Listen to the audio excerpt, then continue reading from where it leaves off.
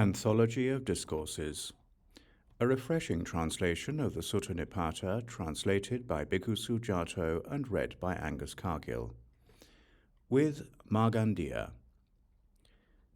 Even when I saw the sirens craving delight and lust, I had no desire for sex.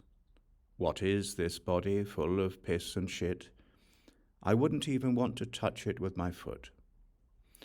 If you do not want a gem such as this, a lady desired by many rulers of men, then what manner of theory, precepts and vows, livelihood and rebirth in a new life do you assert?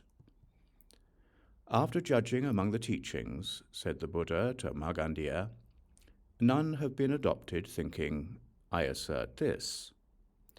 Seeing views without adopting any, searching, I saw inner peace. O sage, you speak of judgments you have formed, said Margandeya, without having adopted any of those views. As to that matter of inner peace, how is that described by the attentive? Purity is spoken of not in terms of view, said the Buddha to Margandeya, learning, knowledge, or precepts and vows, nor in terms of that without view, learning, knowledge, or precepts and vows. Having relinquished these, not adopting them, peaceful, independent, one would not pray for another life. It seems purity is spoken of not in terms of view, said Margandeya, learning, knowledge, or precepts and vows, nor in terms of that without view, learning, knowledge, or precepts and vows. If so, I think this teaching is sheer confusion. For some believe in purity in terms of view.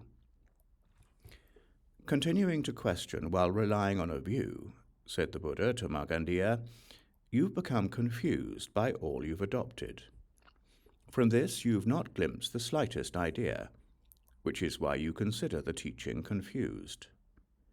If you think that I'm equal, special, or worse, you'll get into arguments, unwavering in the face of the three discriminations. You'll have no thought, I'm equal or special. Why would that Brahmin say, it's true?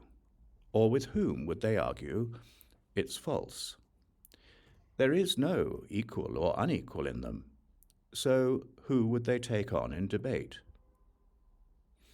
After leaving shelter to migrate without abode, a sage doesn't get close to anyone in town. Rid of sensual pleasures, expecting nothing, they wouldn't get in arguments with people. A spiritual giant would not take up for argument the things in the world from which they live secluded. As a prickly lotus born in the water is unsullied by water and mud, so the greedless sage, proponent of peace, is unsmeared by sensuality and the world. A knowledge master does not become conceited due to view or thought, for they are not determined by that. They've no need for deeds or learning. They're not indoctrinated in dogmas. There are no ties for one detached from ideas. There are no delusions for one freed by wisdom. But those who have adopted ideas and views wander the world, causing conflict.